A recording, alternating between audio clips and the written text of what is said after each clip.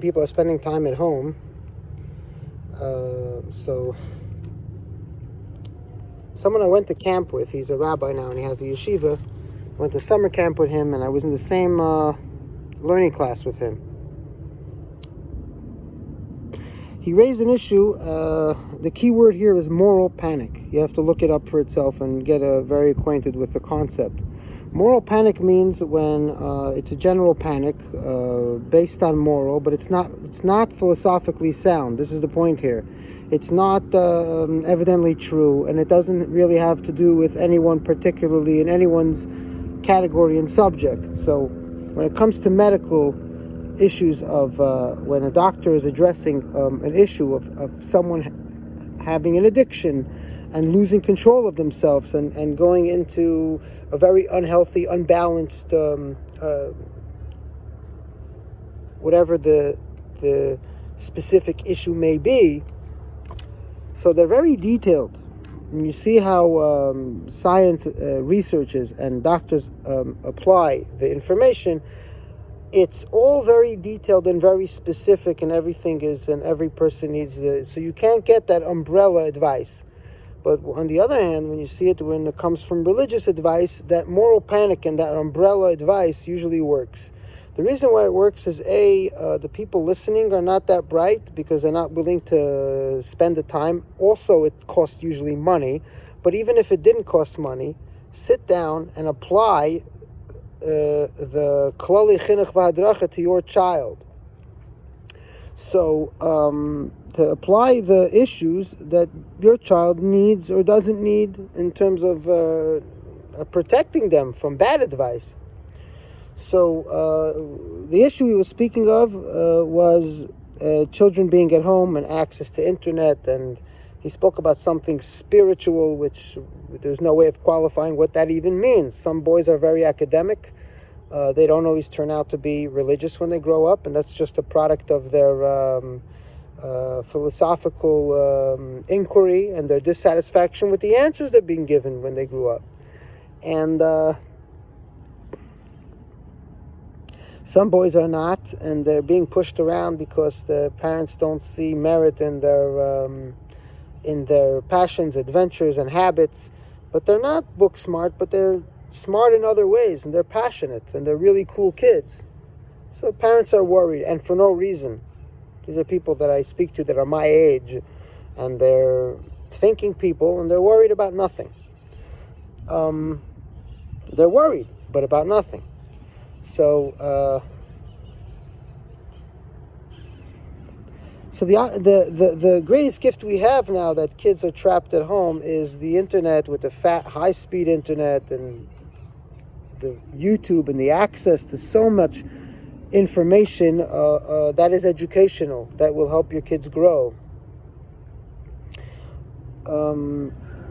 So the blanket moral panic is sometimes it's in the person's head.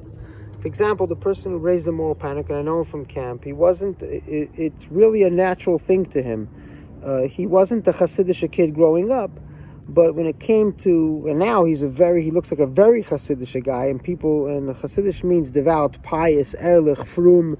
People measure it by his lack of being rational, lack of being calm, lack of being sensical, lack of being logical with a framework, and they count that as being mystical, holy of some sort. That's how they measure it. He wasn't that growing up, but he became that. There were kids in camp, like Chaim Shalbrook, Shliach and Sisan, who was always a mystical boy and still is today, very consistently. He didn't change after he got married. He didn't change after being on a university campus for many years. He's always been that Hasidic Shabachar. Still is. He's a lovable guy, but I had a friend who's a big Eloi, a really smart boy in yeshiva, and now he's, grew out of it, and he wanted to reconnect with Chaim Shol, and he says, I give up. All he talks about is Rebbe all day. I'm not going to have coffee with him. I said, go have coffee with him, because you could never have coffee, you could never replace a friend of your youth. And you guys were both learners, so you Elu connected when you were younger, but in reality they have different natures, so don't have that much in common. They're not so much contemporaries like we would think. But But it's unfortunate that they wouldn't meet up, because friends are precious, at least sometimes, once or twice a year, to meet up, to enjoy, to connect.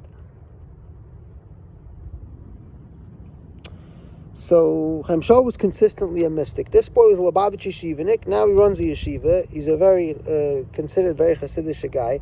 But I think what's going on with him is it's the moral panic. So he raised the moral panic, and the people who don't want to take the time to understand their kids and don't want to take the time to understand the system of how to apply. And what I'm getting at is that I think it's Rabbi Chadikov said that in his book Klali Chinuch V'Hadracha, points out what the Rebbe Rashab says about the 10 thinking about the chinuch of your kids for a half hour a day. So the question is what? The basics of education and indoctrination and guiding your children is pretty much very few. So how could you need a whole half hour a day? He says, just like the Rebbe Rashab says, just like tefillin is a mitzvah, you must think about the chinuch of your kids. So Rabbi Chadikov clarifies in his own words and says, he ventures to say that it's pretty spot on. He says that to apply it to your kid takes all that extra time, because the Klali Chinuch V'Hadracha is very few and very basic. To apply it to your child takes more time. So when he raised the moral panic about the dangers of the internet and the dangers of kids being at home and this and that, the dangers before the quarantine and before the virus and kids being at home is just the same and even more. So who's he talking to? Did I listen to his whole speech? No, I'm curious to listen to it now because I'm speaking about it. So I want to listen to the whole thing before I only heard like a half a minute of it, right? So before I judge it, I should be listening to it. And I'll tell you this, I don't have to listen to the whole thing right now. What I'm saying is still useful and valid and applicable, because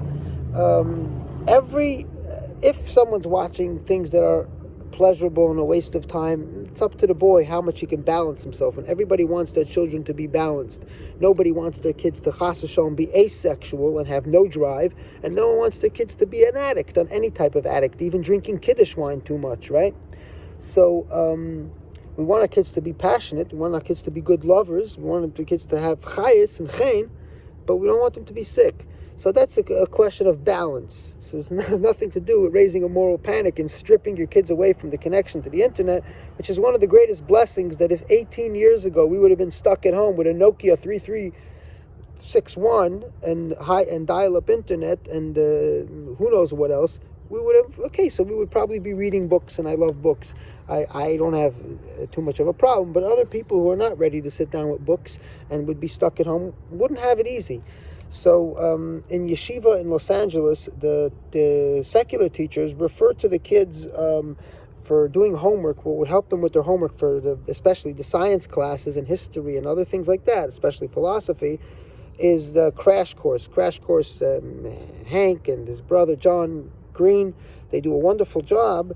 They have 10, usually it's squeezed into 10 minutes, crash course about science and everything, and lots of stuff, secular subjects, but also religious subjects, and he does a wonderful job.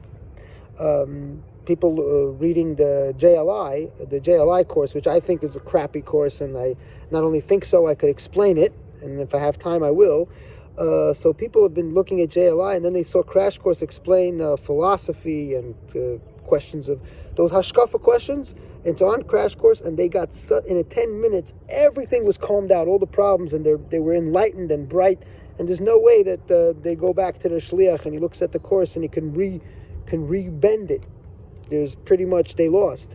So the kids having this access. If your kid's a genius, you can't stop a genius. He's gonna either become like the Rambam, which is gonna decide he wants to stay religious because he enjoys it, he likes it, he maybe even likes the power and the credibility that he gets from it, or he's going to be whatever. But don't give him a reason to rebel. Don't lie to him so there won't be a need to rebel.